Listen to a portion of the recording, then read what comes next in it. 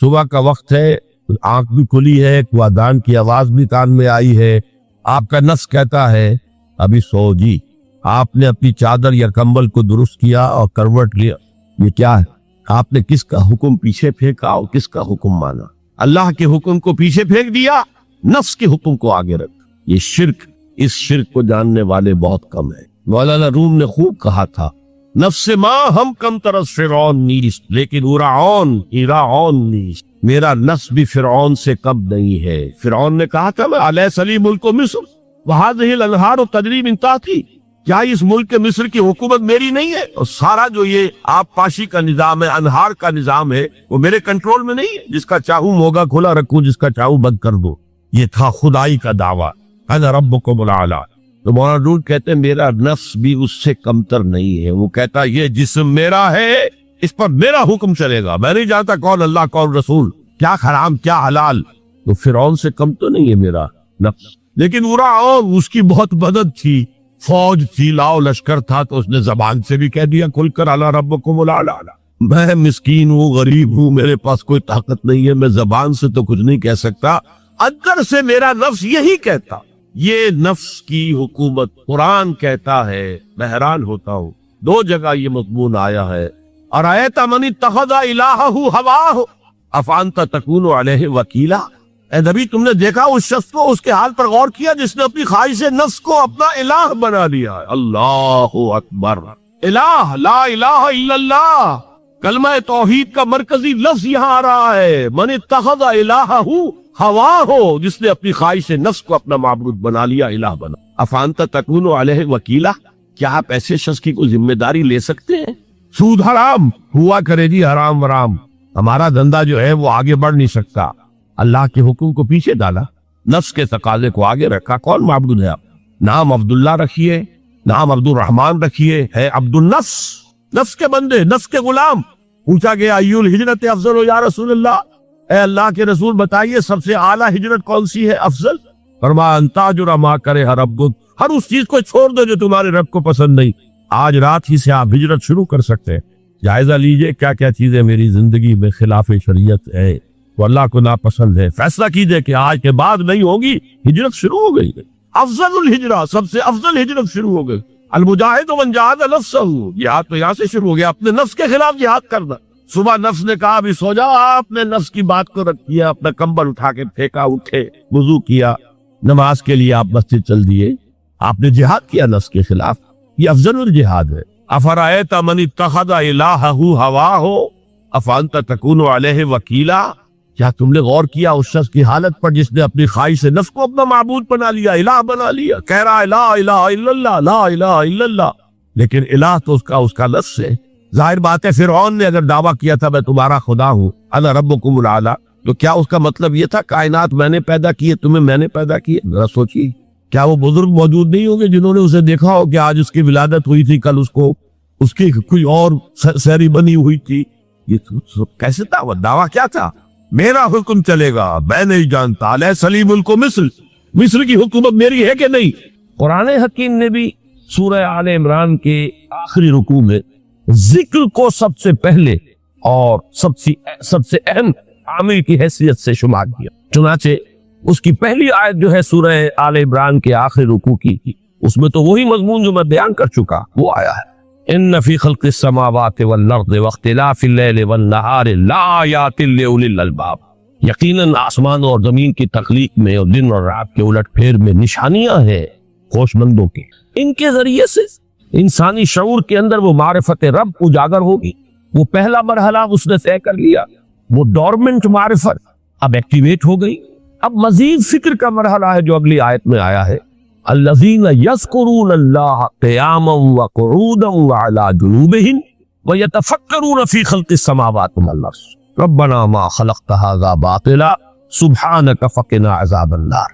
یعنی تفکر جو ہے، ویتفکرون فی خلق السماوات والارض، وہ تفکر کرتے ہیں، غور و فکر کرتے ہیں آسمان اور زمین کی تخلیق میں، لیکن اس تفکر کے ساتھ لازماً ذکر اور ذکر مدام، ذکر بھی وہ کہ جو مستقل ہو، ہر حالت پہ ہو۔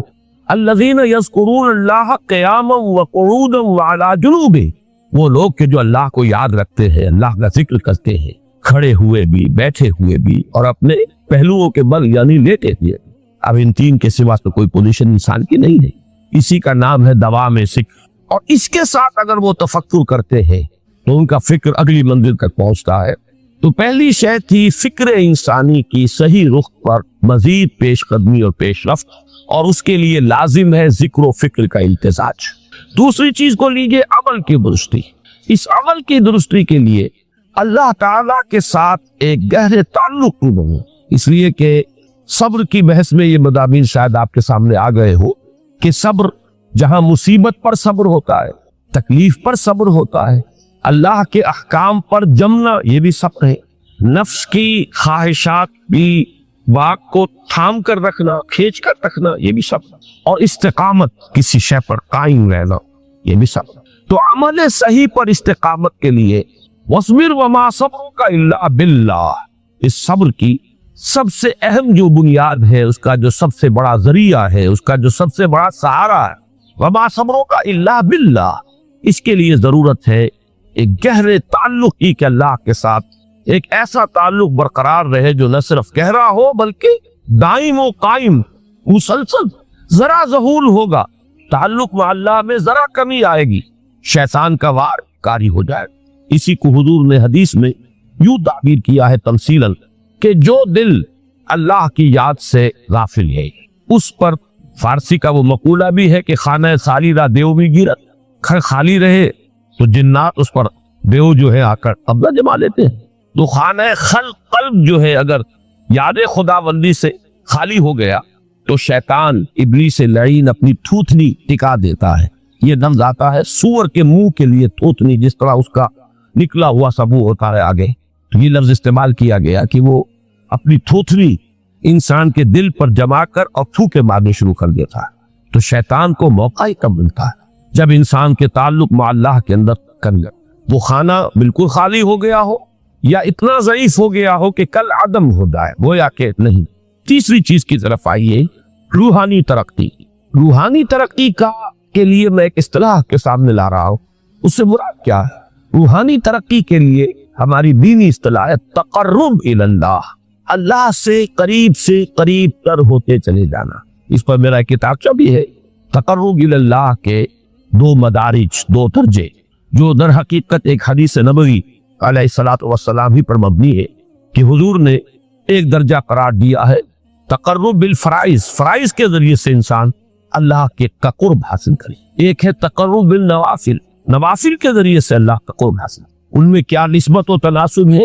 اہمیت کے اعتبار سے کون بڑھ کر ہے، بلندی کے اعتبار سے کون بڑھ کر ہے، یہ تمام مسائل میں نے اپنی اس تقریر میں بیان کیے تھے جو اس کتاب سے بھی شائع ہوئی ہے۔ اس وقت میں اس کی تفصیل میں نہیں جا رہا، صرف یہ تذکرہ اس لیے کر رہا ہوں کہ جن کو بھی خواہش ہو جائے وہ اس کا مطالعہ کرے۔ ہماری اس وقت کی گفتگو سے وہ کتابچہ اس جگہ پر منسلک ہوگا۔ تو تقرب الی اللہ، یہ تقرب کوئی فزیکل فینومینل نہیں ہے، جسمانی یا مادی مسئلہ نہیں ہے۔ اللہ سے قرب یہ نہیں ہے کہ کوئی کروڑوں میل کا فاصلہ ہے، اب ہمیں کوئی رسی پر چڑھنا ہے اوپر بڑی محنت اور مشقت سے۔ فصل تو ہے ہی نہیں، فاصلہ ہے ہی نہیں، موت ہے ہی نہیں۔ نحن اقرب الیہ من حبل الورید، ہم تو انسان سے اس کی شہرگ سے بھی زیادہ قریب۔ ہوا معکم اینما کنتم، وہ تو تمہارے ساتھ ہی ہوتا ہے جہاں کہیں بھی تم ہو، بس صرف یہ کہ تمہاری توجہ نہیں ہوتی، تم اور چیزوں میں مشغول و مصروف رہتے ہو، تم ہماری طرف دھیان ہی نہیں دیتے تھے، تم ہماری طرف متوجہ ہی نہیں ہوتی تھے۔ ہم تو مائل بے کرم ہے، کوئی سائل ہی نہیں، راہ دکھلائیں کسے رہنم منزل ہی نہیں۔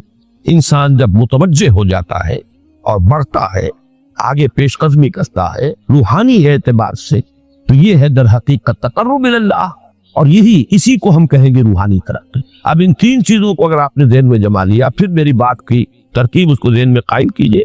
ہم چلے کہاں سے؟ کہ دین کے ساتھ اصل مناسبت فلسفے کی نہیں، حکمت کی۔ نمبر 2، حکمت قرآنی کا پہلا اور اہم ترین اور بنیادی مسئلہ معرفت رب کا حصول ہے، اس کا نتیجہ شکر خدا، اس کا ذریعہ آیات آفاقی، آیات انفسی، اور سب سے بڑھ کر آیات قرآنیہ جو الذکر ہے، جو تذکرہ ہے، جو ذکر ہے۔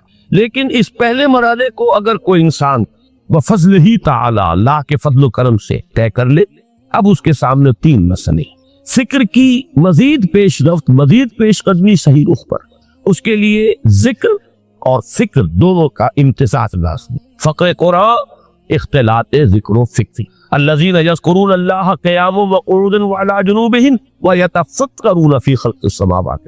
دوسری شے عمل کا درست رہنا، نہ افراط و تفریط ہو، عدم توازن ہو، نہ انسان نفس سے مغلوب ہو جائے، نہ انسان جذبات کی رو میں اندھا ہو جائے، نہ انسان ماحول سے مروب ہو کر متاثر ہو، صحیح رخ پر اس کا عمل۔ نمبر 3 روحانی ترقی، جو اصل حاصل، جو اصل مقصود ہے۔ نمبر 2 چیز کے لیے تعلق مع اللہ ضروری، نمبر 3 کے لیے تقرب اللہ۔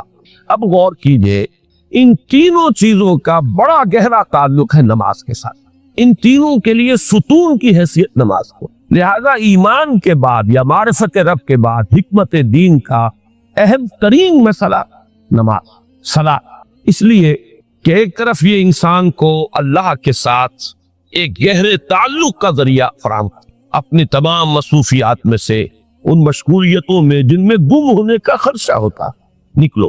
24 گھنٹے کے معمولات میں سے کم 5 مرتبہ تو لازماً نکلو اور اپنے آپ کو ذرا، اپنے حواس کو بھی، اپنی باطنی کیفیات کو بھی ذرا تازہ کرو۔ اگر کوئی گندگی، نجاست، کسی طرح کی ناپاکی کا کوئی معاملہ ہے، طہارت حاصل، طہارت سے تمہارے اندر روح کو بھی بالندگی ہوگی، تمہارے حواس بھی تازہ ہوں گے، تم گویا کہ بحیثیت کل تمہاری ہستی چاق و چوبند ہو جائے گی۔ وہ کسل، وہ سستیاں، وہ جو ایک کثافتیں ہوتی ہیں، ان سب سے نجات حاصل کرو اور اب اپنے رب کے حضور میں کھڑے ہو جاؤ، اس کے ساتھ اپنا عہد بھی تازہ کرو، اس کی اہم صفات کو بھی اپنے ذہن میں پھر مستحضر کرو۔ یہی وجہ ہے، دیکھیے میں نے جو آیات آپ کو شروع میں سنائی تھی، سورہ لقمان کی 2 آیتیں، پہلی آیت میں اس کا ترجمہ کر چکا، دوسری آیت وَلَقَدْ وَإِذْ قَالَ لُقْمَانُ لِابْنِهِ وَهُوَ يَعِظُهُ يَا بُنَيَّ لَا تُشْرِكْ بِاللَّهِ إِنَّ الشِّرْكَ لَظُلْمٌ عَظِيمٌ۔ اس کے بعد درمیان میں کچھ مضمون آ کر پھر وہ آیت مبارکہ آئی تھی، یا بنی اقیم الصلاۃ وامر بالمعروف وانہ عن المنکر واصبر علی ما اصابک۔ گویا کہ اہم ترین چیز، بنیادی ترین چیز، اللہ کو محض پہچان لینا کافی نہیں ہے، یاد رکھنا ضروری ہے۔ اللہ یاد رہے گا تو فکر صحیح آگے، اللہ یاد رہے گا اور اس کے ساتھ ایک گہرا تعلق جو ہے برقرار رہے گا تو عمل درست رہے گا۔ بالکل یہی بات سورہ طٰہٰ میں جو پہلی وحی حضرت موسیٰ علیہ السلام پر ہوئی اور پہلا مخاطبہ ہے، چونکہ حضرت موسیٰ کو یہ انبیاء کرام کے مقدس گروہ میں ایک امتیازی حیثیت حاصل ہے کہ ان سے براہ راست گفتگو ہوئی ہے، اگرچہ صرف ایک پردہ تھا، اوٹ من ورائے حجاب گفتگو ہوئی ہے، لیکن یہ کہ کوئی فرشتے کا درمیانی جو ہے وہ لنک نہیں تھا، براہ راست اللہ تعالیٰ نے حضرت موسیٰ علیہ السلام سے کلام فرمایا۔ کلم اللہ موسیٰ تکلیما، موسیٰ سے تو اللہ نے کلام فرمایا جیسے کہ کلام کیا جاتا، تو پہلا مخاطبہ ہے، یہ پہلا مکالمہ ہے، پہلی وحی کہیے، اسی میں یہ الفاظ بھی موجود ہیں، اننی انا اللہ لا الہ الا انا فاعبدنی واقم الصلاۃ لذکری۔ یہ گویا کہ حکمت قرآنی کا ایک بہت بڑا خزانہ ہے یہ آیت مبارکہ، کہ خود حضرت موسیٰ علیہ السلام کو جو ہدایت دی جا رہی ہے، میں ہوں، میں اللہ، اننی انا اللہ لا الہ الا انا، میرے سوا کوئی معبود نہیں، فاعبدنی، پس میری بندگی، میری عبادت، میری پرستش، میری محبت، اس کو اختیار کرو۔ وَأَقِمِ الصَّلَاةَ لِذِكْرِي، اور نماز کو قائم رکھو میری یاد پہ۔ بلکہ اسی سلسلہ کلام میں آگے چل کر سورہ طٰہٰ میں آتا ہے، کافی گفت و شنید کے بعد جب حضرت موسیٰ نے کچھ معذرت بھی کی، کچھ دعائیں بھی کی، اللہ نے ایک دعا قبول بھی کی کہ ان کے بھائی کو بھی شریک کر دیا، حضرت ہارون کو بھی۔ اس کے بعد پھر جب فرمایا کہ اب جاؤ فرعون کی طرف، تو اس میں فرمایا وَلَا تَنِعَ فِي ذِكْرِي، اور دیکھنا یہ جو عظیم مشن تمہارے کندھے پر آ گیا ہے، بڑا بھاری اور کٹھن ایک فرض ہے جو تم پر عائد ہو گیا ہے، اس کے لیے سب سے بڑی تمہارے پاس جو قوت کا ذریعہ ہے وہ نماز۔ فَلَا تَنِعَ عَنْ ذِكْرِي، میری یاد میں کبھی غفلت نہ کرنا، اس میں کبھی کوئی کمی نہ آنے دینا۔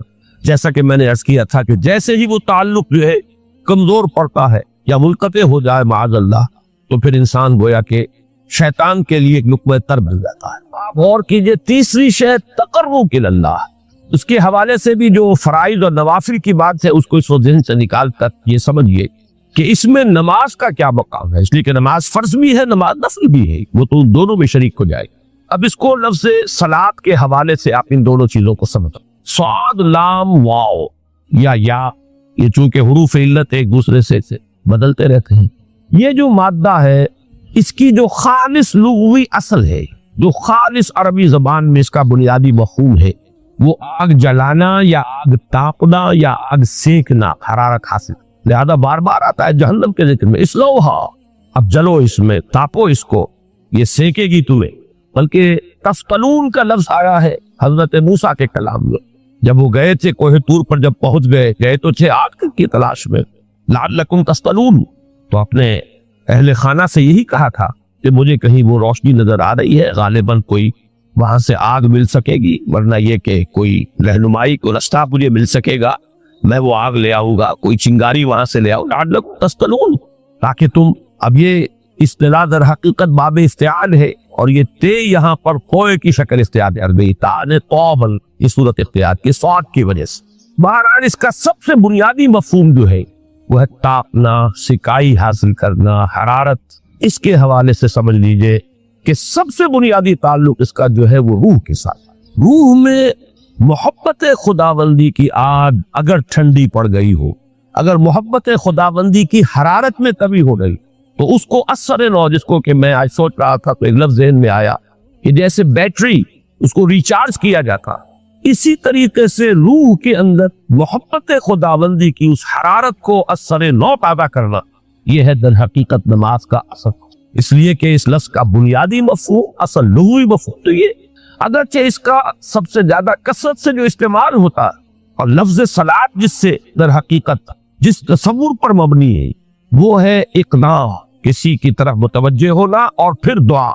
सलात का सबसे करीबी मफ़हूम लफ्ज़ी जब बयान किया जाएगा, उससे मुराद, उसके मानी, तो दुआ उसमें अहम तरीन, किसी की तरफ तवज्जो करना, मुनाजात करना, गुफ्तगू करना, मुखातबा, मुकालमा, दुआ, ये दर हकीकत सलात का सबसे बड़ा इस्तिलाही मफ़हूम है। लेकिन जो इसका मादा है स्वाद लाम वाव या स्वाद लाम या, उसका असल मफ़हूम जो है वो तापना, हरारत हासिल करना। तो इन दोनों के हवाले से अर्ज़ कर रहा, वो तापना और हरारत हासिल करना वो है रूह के एतबार से। वो जो कहा इकबाल ने कि बुझी इसकी आग अंधेर है, मुसलमान नहीं राख का ढेर। ये इसकी आग जब बुझ जाती है, दर हकीकत यही तो इंसान की रूहानी मौत है। जब ये न रहे तो चाहे मंतिक में बहुत इंसान माहिर हो, मुझे इकबाल का एक शेर याद आया तकाबुल करते हुए, एक इंसान महकूम और एक इंसान हुर, आजाद इंसान, उनकी नफ्सियात में जो बुनियादी फर्क अल्लामा इकबाल ने मुख्तलिफ मौके पर बयान किए हैं।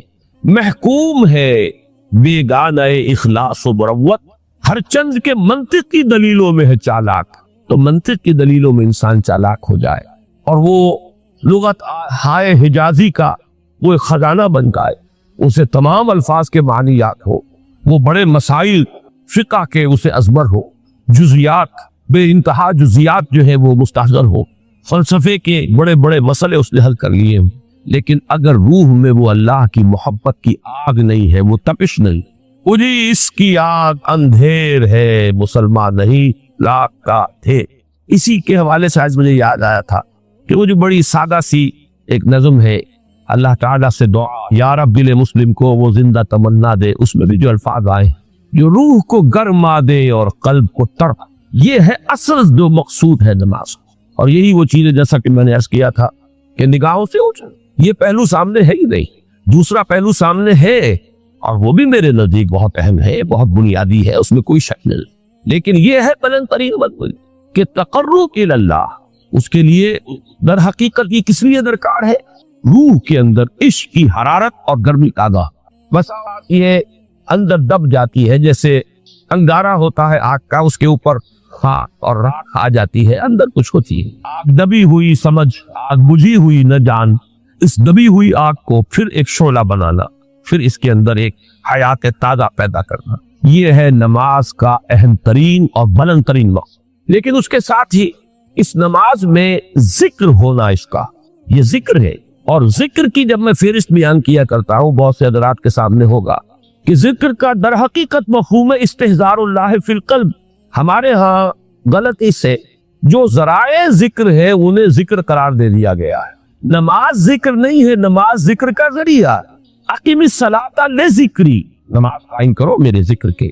یہ اللہ اللہ کہنا یا ادعیائے معصورہ جو حضور صلی اللہ علیہ وسلم کی مسنون دعائیں ہیں، انہیں اپنے تمام معمولات دنیاوی کے ساتھ ساتھ ان دعاؤں کو بھی انسان پڑھتا رہے، اللہ سے دعا کرتا رہے.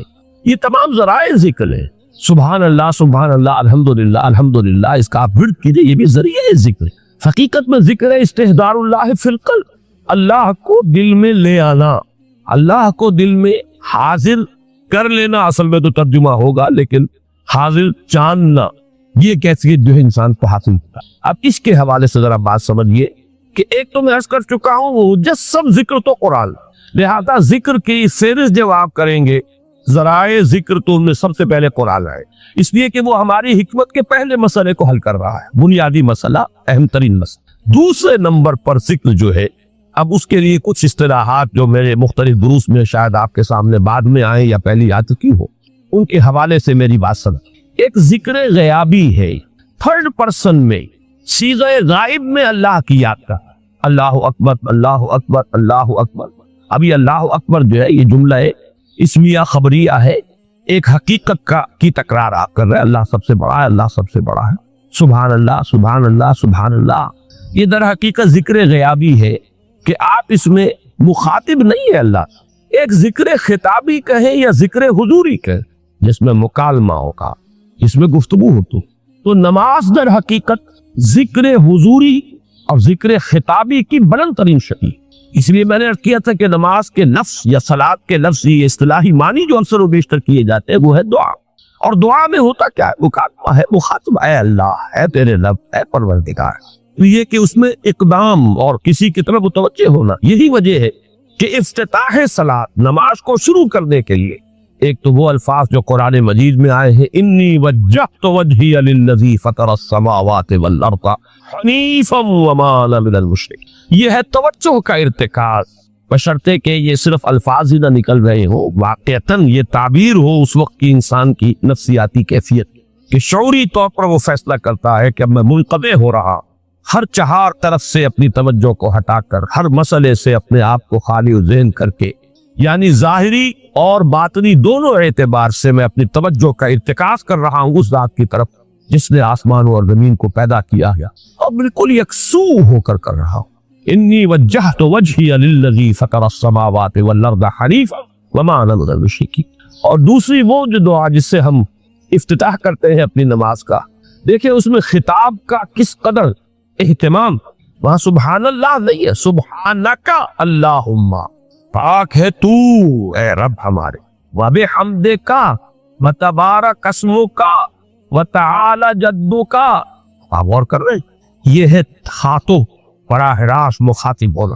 تو سب سے پہلی بات تو یہ ہوئی کہ ذکر کی ایک شکل ہے ذکر غیابی، دوسری ذکر حضوری، اور ذکر حضوری یا ذکر خطابی کی بلند ترین منزل، بلند ترین اس کا ذریعہ نماز. اس کو ایک پہلو سے اور سمجھ لیجیے.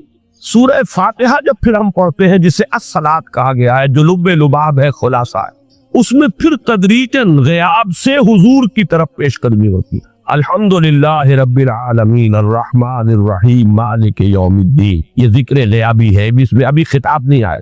یہ وہی جملہ اسمیہ ہے، کل تعریف اس اللہ کے لیے ہے جو تمام جہانوں کا پروردگار ہے، مالک ہے، جو رحمان ہے، رحیم ہے، جزا و سزا کے دن کا مختار و مالک ہے. اب یہ غیاب سے حضور کی طرف، ایاک نعبد و ایاک نستعین اہدنا الصراط. یہ ہے وہ. اب پہلے ایک معاہدہ ہے، ایک اقرار ہے، اعتراف ہے، وعدہ ہے، اور پھر دعا ہے، استدعاء کہ حضور نے فرمایا، یقول اللہ تعالی، اللہ یہ فرماتا ہے. اسی لیے اس کو حدیث قدسی قسمت الصلاۃ بینی و بین عبدی نصفین، میں نے نماز کو اپنے اور اپنے بندے کے مابین آدھا آدھا تقسیم کر. اب یہاں تک تو جملہ ہے اللہ کا، یہ ہے حدیث قدسی کی. اب آگے جو ہے نریشن اس کی جو ہے حضور صلی اللہ علیہ وسلم کی جانب سے ہے، یعنی خبر دے رہے ہیں وہ اللہ کی طرف سے ہی वैसे तो तमाम अहादीस ही गोया कि हम समझते हैं इंस्पायर्ड तो अल्लाह की तरफ से ही, लेकिन ये कि जहां सराहत हो कि अल्लाह कहता है वो हदीस कुर्सी। तो यक़ूलुल्लाहु तआला क़समतु सलाता बैनी व बैन अब्दी निस्फ़ैन, यहाँ तक तो हदीस कुर्सी। अब दूसरी आम हदीस है, इज़ा क़ालल अब्दु अल्हम्दुलिल्लाहि रब्बिल आलमीन यक़ूलुल्लाहु तआला हमिदनी अब्दी, जब बंदा कहता है अल्हम्दुलिल्लाहि रब्बिल आलमीन, परवरदिगार कहता है मेरे बंदे ने मेरी हम्द।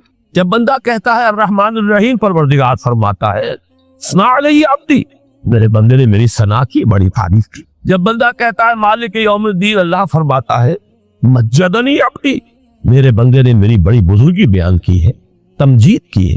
तो जब बंदा कहता है इय्याका नअबुदु व इय्याका नस्तईन, अल्लाह फरमाता है हादा मा बैनी व बैन अब्दी व अब्दी मा साल, ये है मेरे और मेरे बंदे के दरमियान। ये तो मुआहदा है ना, मुआहदे में तो दो फरीक जकड़े जाते, बंध जाते, ये मेरे और मेरे बंदे के दरमियान है। और मेरे बंदे ने जो तलब किया मैंने दिया, इसलिए कि उसमें तलब भी तो है, इय्याका नस्तईन, तेरी मदद चाहते, ये तलब है। इसी की शरह है जो आखिरी 3 आयतें, परवरदिगार हम तेरी मदद चाहते, परवरदिगार हम तेरी ही बंदगी करते हैं और करेंगे, और तेरी ही मदद चाहते हैं, चाहेंगे। अगर हाल में इसका तर्जुमा करेंगे जमाना हाल के एतबार से, इसलिए कि फेल मुदारे में तो दोनों मौजूद शामिल, तो ये एक एतराफ है, इजहार हाल है। अल्लाह करे कि वो वाक़तन सही इजहार हाल हो, हम वाकई अल्लाह की बंदगी करते हुए ये कहे कि इय्याका नअबुदु, वरना अगर हमारी असल सूरत हाल से वो मुताबिकत न रखता हो तो फिर तो एक तरह का झूठ हो जाएगा, गलत बयानी हो जाएगी। इय्याका नअबुदु, तेरी ही बंदगी करते हैं और मुस्तकबिल में कीजिए, करेंगे, ये है अहद। तेरी ही मदद चाहते हैं, तुझी से मदद तलब करते, तुझी से मदद चाहते रहेंगे। इसके लिए फरमाया भले अब्दी मा साल, और फिर उसके बाद वो इस्तिदा है इया इहदिना सिरातल मुस्तकीम सिरातल लज़ीना अनअमता अलैहिम गैरिल मग़दूबि अलैहिम वलद्दालिन। उस हदीस में इसको एक ही जुमले को लिया गया है, एक ही जुमले की हैसियत से। जब बंदा ये कहता है तो अल्लाह फरमाता है हादा ले अब्दी व ले अब्दी मा साल, ये खालिस मेरे बंदे के लिए है। इस बंदे ने एक दरखास्त पेश की है, अब मैंने ग्रांट की, वो एप्लीकेशन, वो रिक्वेस्ट ग्रांटेड हमने दे दी, वाले अब्दी मा साल। ये है इसकी तासीर ताला, बशर्ते के मामला वो शऊर के साथ, बशर्ते के मुताबिकत हो जाहिर और बातिन की, बशर्ते के मुताबिकत हो कौल और फेल की। तो इसका कितना ऊंचा मकाम है कि एक एक जुमला इधर अदा हुआ, उधर अल्लाह की तरफ से रिस्पॉन्सिबल नहीं। अफलाक से आता है नालों का जवाब आखिर, उठते हैं हिजाब आखिर, करते हैं खिताब आखिर। तो ये समझा कि सूरज खड़ा हुआ है, कभी हमने समझा सूरज चलता है, जमीन खड़ी हुई है। ये हमारे इल्म के अदवार थे, या यूं कहिए इल्म के नहीं जहालत के अदवार। लेकिन आज इल्म इंसानी यहाँ तक पहुंच गया कि कोई शय खड़ी नहीं है, हर शय तय है। अब मालूम हुआ कुरान मजीद में एक से ज्यादा जगह पर आया कुल्लुन फी फलकिन यस्बहून, हर शय अपने मदार के अंदर अपनी सतह के ऊपर तय। इसी तरीके से वक्त आएगा कि जबकि हमें मालूम होगा कि ये बात थी जो आज हमें मालूम हुई, जो कुरान 7 आसमानों के हवाले से बार बार कहता है। तो जहां साइंस जो है वो हमें कुरान मजीद से टकराती भी महसूस हो, वहां हमारा मामला ये होगा कि हम कुरान पर ईमान को मुहकम रखेंगे। हम समझेंगे ये आयत मुतशाबिहात में से है, इसका मफहूम अभी हम नहीं समझ सकते, लेकिन हमारा ईमान आमन्ना बिही कुल्लु मिन इंदि रब्बिना, ये पूरा कुरान मुतशाबिहात हो या मुहकमात हो हमारे रब की तरफ से है, हम सब पर ईमान रखते। और लेकिन जहां जहां वो तत्वीक होती चली जा रही, इंसानी इल्म ने जो भी आगे एडवांस किया है, आगे बढ़ा है इल्म, और वाकया ये कि आदमी को चक्कर आता है, करोड़ों मील का सफर करके आपका एक रॉकेट जा रहा है और सेकंडों का फर्क भी नहीं पड़ता। कितनी रातें गुजर गई, कितने साल गुजर गए, 11 साल के अंदर वो पहुंचा था वहां, जो आखिरी हमारा इस जो कुनबा है सूरज का, उसका जो सबसे आउटमोस्ट जो है उस तक पहुंचा है 11 बरस में। सन 77 का चला हुआ सन 88 में पहुंचा, लेकिन पूरा हिसाब किताब सही सही जो यहाँ पर बैठकर कैलकुलेट किया गया था उसी के मुताबिक वो वहां पहुंचा। तो ये इंसान की तरक्की जो है, ये शेख यूं समझिए कि स्टैगरिंग इंसान का चक्कर आता है कि कहां तक इंसान पहुंच गया।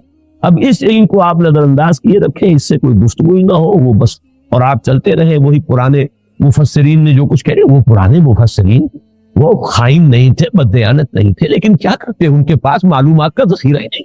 अभी वो मालूमात का इतना लंबा चौड़ा जखीरा उनके पास मौजूद ही नहीं, जो कुछ था उसी के काम कर रहे। تو سائنٹیفک معاملات میں یہ سمجھ لیجئے میری اب تک کی سوچ کا جو حاصل ہے وہ میں نے آج آپ کو بتایا ہے۔ اول تو میں شدید اختلاف کر رہا ہوں تنزلات کا جو فلسفہ ہے اہل تصوف کے ہاں، وہ تنزلات ذات قرار دیتے ہیں، ذات باری تعالیٰ کے تنزلات ہیں، معاذ اللہ ثم معاذ اللہ ثم معاذ۔ ہاں یہ تنزلات کا سلسلہ جو تنزلات ستہ کہا جاتا ہے کہیں کچھ اور، لیکن میرے نزدیک یہ تنزلات تین ہیں، تین لیول ہیں اس کے، اور یہ تنزلات جو ہے در حقیقت اللہ کے اس امر کن سے جو شے وجود میں آئی ہے۔ اولاً وہ ایک خلق نور تھا، وہ بھی ایک شے ہے، ایک خارجی حقیقت رکھنے والی شے ہے۔ اس مرحلے پر دو صاحب شعور، صاحب تشخص ہستیاں پیدا کی گئیں، ارواح انسانیہ اور ملائکہ، اور ان میں جیسا کہ میں نے عرض کیا قطعاً کوئی چیز توحید کے منافی نہیں ہے اگر یہ بات مانی جائے کہ سب سے پہلے جو پیدا کیا گیا وہ نور محمدی ہے، یعنی روح محمدی۔ نور محمدی در حقیقت روح محمدی کا نام ہے، اس لیے کہ روح جو ہے نوری الاصل ہے۔ وہ جو اقبال نے کہا ہے کہ نقطہ نوری یہ جو ہے خاک کے اندر پنہا، غافل تو نرا صاحب ادراک نہیں ہے ذوق تجلی بھی اسی خاک میں پنہا، غافل تو نرا صاحب ادراک نہیں ہے۔ تو یہ جو ہمارا شعور ہے میں در حقیقت اس روح کی بنیاد پر ہے، اور وہ روح جو ہے نوری الاصل ہے، میری بھی آپ کی بھی۔ اگرچہ وہ نور محمد الرسول اللہ صلی اللہ علیہ وسلم کی روح کا جو معاملہ ہے، ہم ویسے اگر کہیں گے تو کہاں ہم اور کہاں وہ، زمین و آسمان کا فرق ہے۔ ہمارا وہ نور جو ہے ہمارے نفس کی ظلمانیت کے اندر گم ہو گیا، اور وہاں وہ جو نور ہے وہ اپنے نفس کے اوپر ایسے غالب ہے کہ حضور نے جیسے کہ فرمایا کہ شیطان تو میرے ساتھ بھی ہے لیکن میں نے اسے مسلمان بنا لیا، جبکہ ہمارا شیطان ہم پر حاوی، ہمارا وہ ٹمٹماتا ہوا چراغ جو ہے کبھی کبھی اس کی کوئی رمق جو ہے وہ کبھی محسوس ہوتی ہے۔ یہ بڑا پیارا جملہ ہے ابن سینا کا، پیارا جملہ ہے، ظاہر بات ہے فلسفی تھے اور ان کی بہت سی باتوں سے ہمیں اختلاف ہے، لیکن یہ کہ بہت سی باتیں ان کی بڑی بلند بھی ہیں۔ یہ جملہ نوٹ کرایا تھا ہمیں مولانا منتخب الحق صاحب مرحوم نے، جو ایک مرتبہ ہمارے یہاں محاضرات میں بھی آئے تھے میرے استاد سے، جب میں ایم.اے. اسلامیات کر رہا تھا کراچی، تو ان کا جملہ تھا، پورا تو مجھے اب یاد نہیں ہے، کہ اگر تم یہ چاہتے ہو کہ تمہیں بھی انوار ربانی سے کوئی حصہ ملے فجاہد فی خلواتک، تو اپنی خلوتوں میں تنہائیوں میں مجاہدہ کرو، مراقبہ کرو، ارتکاز توجہ کرو، فلعل شعشعۃ تلمع لک، ہو سکتا ہے کبھی کوئی ایک کرن چمک اٹھے، کبھی اللہ تعالیٰ کی تجلی کا کوئی ایک ہمیں بھی حصہ مل جائے، بڑی ریاضت ہے۔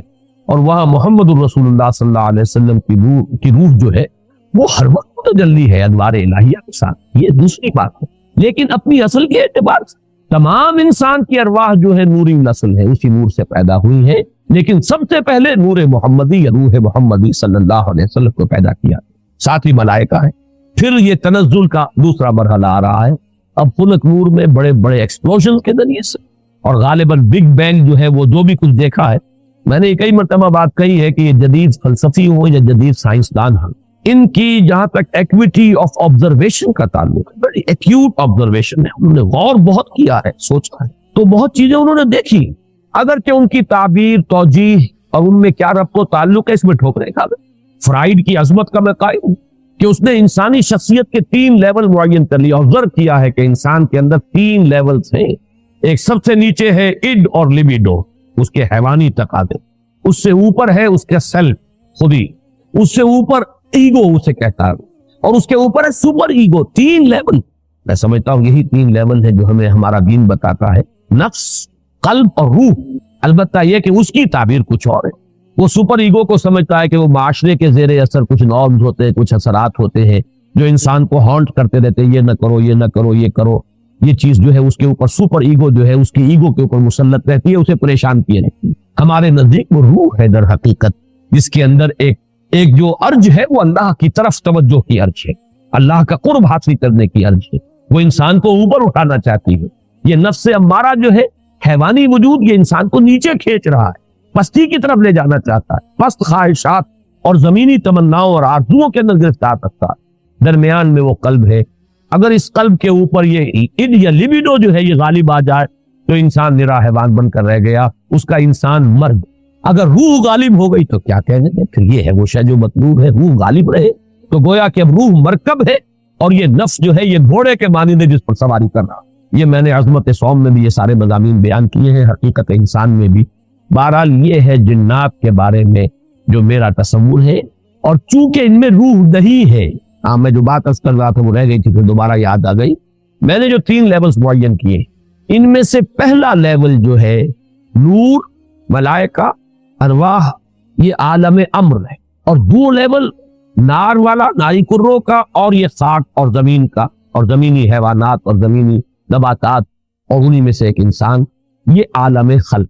عالم امر میں ٹائم ایلیمنٹ ہے ہی نہیں، روح کو کوئی وقت درکار نہیں ہے. یہاں سے کروڑوں میل جانے کے لیے کوئی وقت درکار، نہ روح کو نہ فرشتے کو کوئی وقت درکار. یہ عالم امر ہے، اس کی شان یہ بیان ہوئی ہے، انما امرہ اذا اراد شیئا فانما یقول لہ کن فیکون. نو ٹائم ایلیمنٹ واٹس ایور.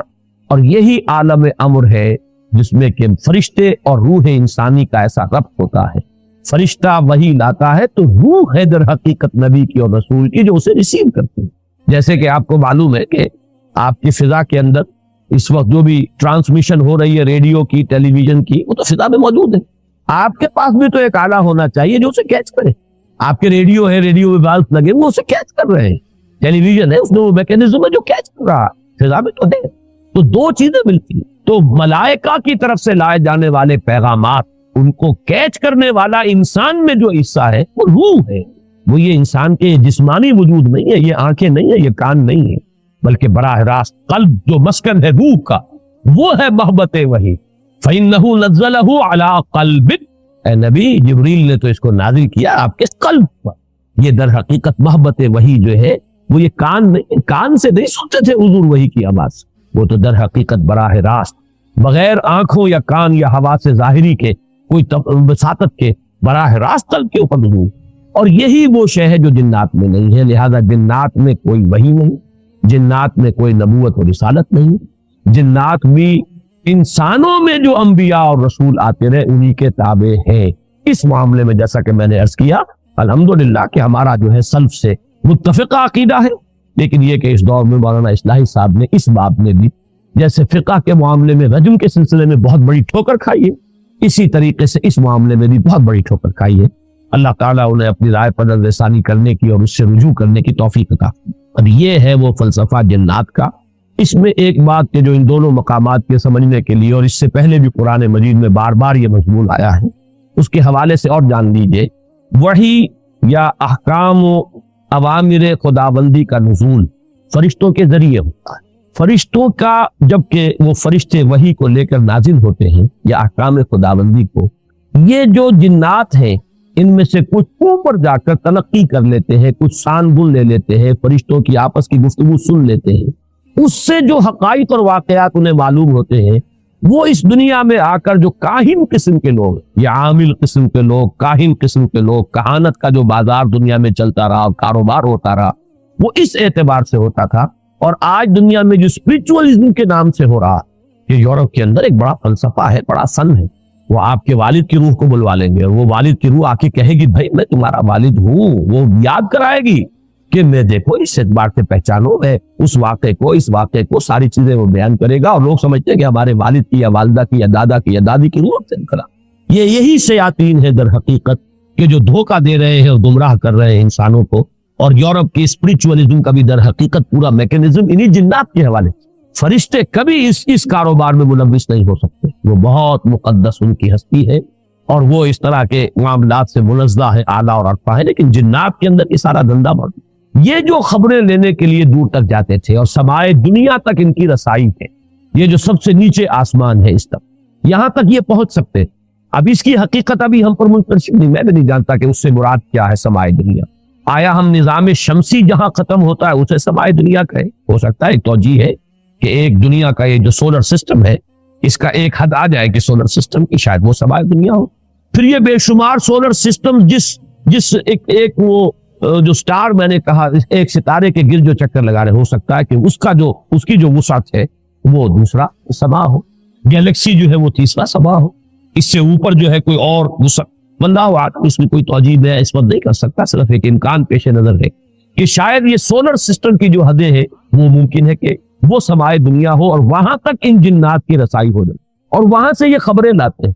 اس میں جھوٹی سچی اپنی طرف سے ملاتے ہیں، کچھ نہ کچھ پیش گوئیاں جو ہے وہ صحیح ہو جاتی ہے. کاہن نے کہا یہ ہوگا اور وہ ہو جاتا، اس سے ان کا دھندا چلتا ہے، کاروبار چلتا ہے، اسی سے وہ لوگوں کو گمراہ. لیکن یہ بات اہم ہے قرآن کو سمجھنے کے لیے، اس کا بہت اہم تھیم ہے۔ جب بھی کبھی اللہ کسی نبی یا رسول کو مبعوث فرماتا تھا، کہہ رہا ہوں ہے نہیں، اس لیے کہ سلسلہ بند ہو چکا، میں ہمیشہ اب محتاط ہوتا ہوں کہ اس میں ہے کا لفظ ہی استعمال نہ کیا، اس لیے کہ وہ دروازہ بند ہو چکا۔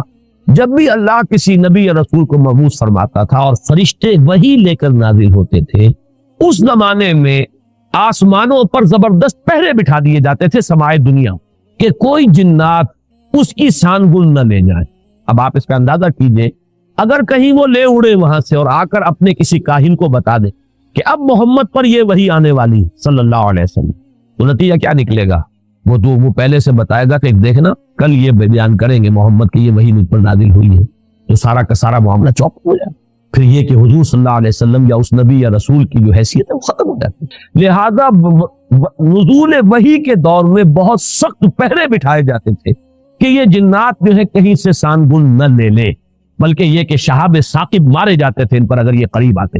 یہ ہے جو قرآن مجید میں بہت جگہوں پر یہ فنومینن جو ہے اس کا ذکر ہے، اور اس سورہ مبارکہ میں بھی اس کا ذکر جو ہے بڑی تفصیل کے ساتھ آئے۔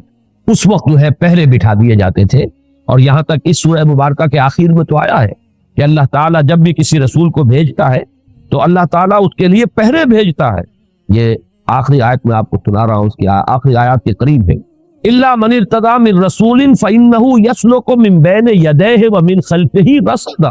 جب بھی کبھی وہ نبوت کا پیغام یا رسالت کا پیغام یا وحی اللہ تعالیٰ بھیجتا ہے تو اس کے آگے اس کے پیچھے پہرا لگاتا ہے، پہرے دار بھیجتا ہے کہ اس کے اندر سے کوئی لے نہ اڑے یا اس میں کوئی اور چیز شامل نہ کروا دے، شیاطین جو ہے، اور اس سے جو ہے اس وحی کی جو سینکٹی ہے وہ مجروح ہے۔ تو یہ بھی ذکر جو ہے اس سورہ مبارکہ میں موجود ہے۔ اب جیسا کہ میں نے عرض کیا تھا، یہ باتیں تو ہوئی تمہیدی اور کافی طوالت ان کی آج ہو گئی ہے، لیکن یہ کہ اب ہم اس کا ترجمہ بھی کر لیتے ہیں۔ لیکن ترجمے سے پہلے میں عرض کر دوں، روایات میں دو واقعات ہمیں ملتے ہیں کہ جن میں ذکر ہے کہ حضور صلی اللہ علیہ وسلم کے علم کے بغیر کچھ جن آپ کو قرآن پڑھتے ہوئے سن گئے، قرآن سنا آپ کی زبان سے۔ ایک تو روایت وہ ہے جو حضرت عبداللہ ابن عباس سے ہے رضی اللہ تعالی عنہما۔ یہ روایت بخاری میں بھی ہے، مسلم میں بھی ہے، ترمذی میں بھی ہے۔ ظاہر بات ہے بخاری مسلم میں ہے تو کسی اور کا ذکر کرنے کی ضرورت نہیں، حضرت ابن عباس رضی اللہ تعالی عنہ سے یہ منقول ہے۔ وہ فرماتے ہیں حضرت ابن عباس رضی اللہ تعالی عنہما، اس لیے کہ حضرت عباس بھی صحابی ہے اور ابن عباس بھی صحابی ہے۔ وہ فرماتے ہیں کہ حضور صلی اللہ علیہ وسلم کچھ صحابہ کے ساتھ عکاظ کا میلہ جو ہوتا تھا، بازار لگتا تھا، وہاں تشریف لے جا رہے تھے۔ راستے میں وادی نخلا پر آپ کا پڑا ہوا، رات آپ نے وہاں بسر کی، فجر کی نماز آپ پڑھا رہے تھے اپنے ساتھیوں کو اور اس میں آپ نے قرآن مجید کی تلاوت کی، تو وہاں سے جنوں کا گزر ہوا، انہوں نے پورے اطمینان کے ساتھ وہاں قرآن سنا۔ ایک واقعہ تو یہ ہے، اور یہ جہاں تک تعلق ہے اس کے یعنی ثقہ ہونے کا اس روایت کا، تو ظاہر بات ہے کہ یہ صحیحین کی روایت ہے، اس کے بارے میں شک جو ہے وہ کی گنجائش نہیں ہے۔ دوسری روایت جس کو کہ زیادہ تفسیری روایات میں اور سیرت کی کتابوں میں زیادہ نقل کیا گیا ہے، وہ یہ ہے کہ حضور جب سن 10 نبوی میں طائف سے واپس آ رہے ہیں، جب مکے میں فیصلہ ہو گیا تھا ابو طالب کے انتقال کے بعد کہ اب محمد کو قتل کر دیا جائے صلی اللہ علیہ وسلم، تو حضور طائف گئے تھے، اور طائف میں آپ نے وہاں کے 3 سرداروں سے ملاقاتیں کی۔ بہرحال وہاں سے تو جواب جو ہے کوئی ان کو آپ کو پازیٹیو یا مثبت جواب نہیں ملا، واپس آ رہے تھے، اور سخت ترین دن آپ پر وہ گزرا وہ معلوم ہے، آپ شدید ترین مشقت اور مصیبت آپ جھیل کر واپس آ رہے تھے۔ تو واپسی پر اسی وادی نخلا میں قیام ہوا۔ یہ وادی نخلا طائف اور مکے کے تقریباً درمیان میں ایک وادی ہے۔ آج کل جو لوگ وہاں جاتے ہیں تو ان کے علم میں ہے کہ 2 راستے ہیں، طریق السیل ہے اور ایک طریق الجبل ہے۔ ایک پہاڑی راستہ بنا ہے، اب جو نئی سڑک بنی ہے اس میں بڑے ایچ پیچ ہے، بہت سے اس کے اندر موڑ ہے، جیسے پہاڑ کا ہوتا ہے اچانک وہ چڑھائی چڑھتی ہے، تو پہاڑی سڑک ہے، جیسے مری آپ جا رہے ہیں اچھی سڑک ہے۔ اور حضور اسی راستے سے گئے تھے طائف جاتے ہوئے، اس لیے کہ وہ دشوار گزار راستہ تھا، اور آپ کیونکہ خفیہ جا رہے تھے، آپ کو اندیشہ تھا کہ اہل مکہ کو اگر معلوم ہو گیا تو پیچھا بھی کریں گے اور شاید قتل پہنچائیں، لہذا حضور حضرت زید ابن حارثہ رضی اللہ تعالیٰ عنہ کے ساتھ تھے، صرف 2 اور کوئی ساتھ، اور وہ پہاڑی راستہ آپ نے اختیار کیا تھا جو نہایت دشوار تھا۔ وہ آج بھی آپ جائیں اس طریقے جبل سے تو اندازہ ہوگا کہ جب یہ سڑک نہیں تھی تو یہ راستہ کتنا دشوار۔ دوسرا راستہ طریق السیل کہلاتا ہے۔ وہ طریق السیل جو ہے وہ بہت ہی سمجھیے کہ گریجولی وہ اس کی چڑھائی ہے یا اترائی ہے، مکے سے طائف کی طرف جائیں گے تو چڑھائی ہے، اور طائف سے مکے کی طرف آئیں گے تو اترائی ہے، اور یہ وہ راستہ ہے جہاں پتہ ہی نہیں چلتا کہ آپ نے کوئی چڑھائی چڑھی ہے، اس قدر وہ گریجول اس کی جو ہے وہ چڑھائی یا اترائی ہے کہ پتہ ہی نہیں چلتا۔ اس راستے میں وہ نخلہ کا مقام آتا ہے، وہ وادی نخلہ جس میں حضور کا قیام ہوا ہے۔ یہ دونوں حدیثیں اس پر متفق ہے کہ جو طائف سے واپسی پر بھی اگر یہ واقعہ ہوا ہے کہ فجر کی نماز میں آپ نے قرآن پڑھا اور جنوں نے سنا تو بھی وہ نخلہ کا مقام ہے، اور اگر وہ آپ اس سے پہلے کہیں خود تبلیغ کے لیے جا رہے تھے صحابہ کے ساتھ اور اس میں عکاس کے میلے میں، اس لیے کہ اس کا تو ہمیں روایات سے ثبوت ملتا ہے کہ چونکہ ایک بڑا میلہ لگتا تھا وہاں پر، بازار جیسے ہاٹ ہوتے ہیں ایسٹ پاکستان میں اور مختلف پنجاب میں دیہات میں بھی بازار لگتے ہیں، اور پٹھانوں کے علاقے میں بھی اس طرح کا وہاں ایک میلہ لگتا تھا، بازار بھی میلہ بھی، اس میں کچھ وہ بھی ہوتے تھے، شعر و شاعری کے مقابلے بھی ہوتے تھے، اس میں فنون کے مقابلے بھی، اس میں کشتیاں بھی، اس میں خرید و فروخت بھی، اس میں دلچسپی کا سامان بھی۔ تو حضور وہاں تبلیغ کے لیے گئے ہیں، اس موقع پر بھی جا رہے تھے، تب بھی یہ واقعہ جو ہے یہ وادی نخلہ میں۔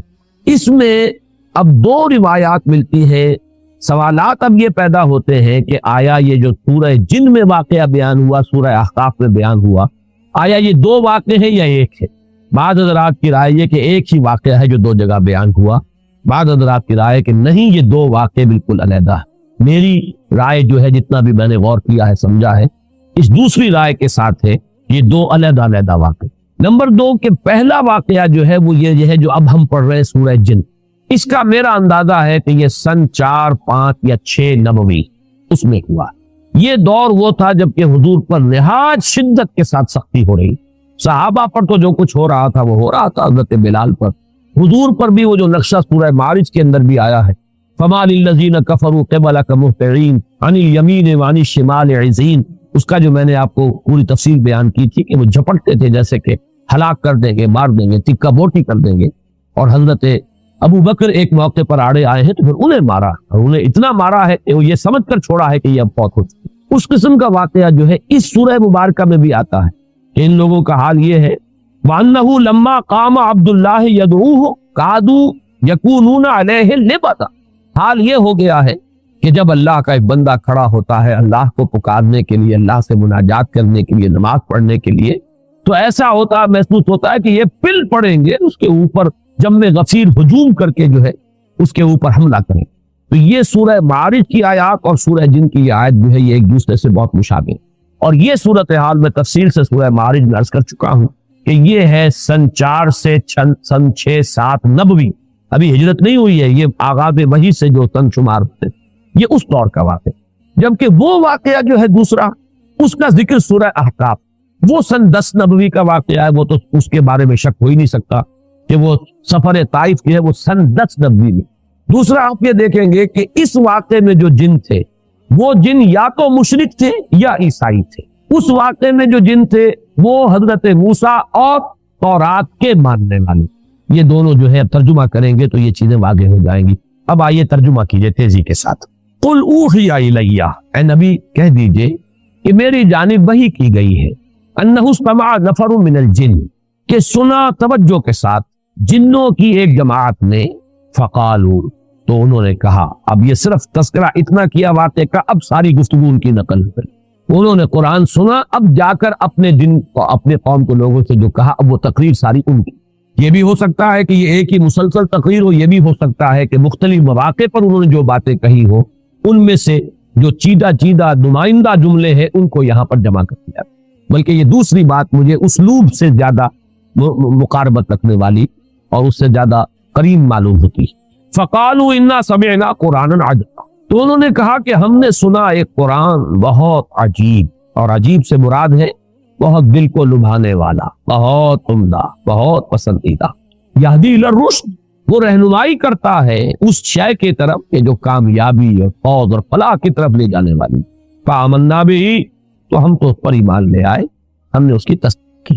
ولن نشرک بربنا احدا، اور ہم ہرگز اب شریک نہیں کریں گے اپنے رب کے ساتھ کسی بھی شے کو، کسی بھی ہستی کو۔ معلوم ہوا کہ یہ شرک، مشرک تھے پہلے، اور مشرک دو ہی طرح کے تھے، یا مشرک وہ یا مشرکین وہ عیسائی تھے جنہوں نے حضرت مسیح کو خدا کا بیٹا، یہ بھی آگے آ جائے۔ اس کی شرح کر رہے ہیں کہ اب ہم شرک نہیں کریں گے، ہم تائب ہو گئے ہیں۔ وَأَنَّهُ تَعَالَى جَدُّ رَبِّنَا، اور ہمیں تو یہ بات معلوم ہوئی, ہم پر یہ حقیقت منکشف ہو گئی کہ ہمارے رب کی شان تو بہت بلند ہے, بہت اعلیٰ ہے, بہت اعلیٰ. متخذ صاحبۃ ولا ولدا, اس نے نہ کسی کو اپنی جورو بنایا نہ کسی کو بیٹا بنایا. وَأَنَّهُ كَانَ يَقُولُ سَفِيهُنَا عَلَى اللَّهِ شَطَطًا, اور ہمارا بے وقوف یا ہمارے بے وقوف جو کچھ اللہ کی طرف منسوب کر رہے تھے وہ تو بڑی غلط بات, بڑی گستاخی کی بات, بڑی ہی گمراہ کن باتیں تھیں جو وہ کہہ رہے تھے.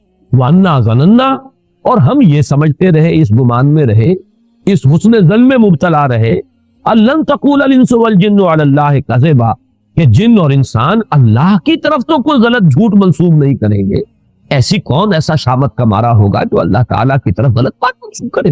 لیکن ہمیں معلوم ہوا کہ ہمارے یہ لوگ, ہمارے یہ لیڈر کہہ لیں جو بھی کہیں, ہمیں بہت غلط پٹیاں پھاڑ رہے. ہم اس گمان میں رہے, انا ظننا لن تقول الانس والجن علی اللہ کذبا, اللہ کی طرف غلط بات.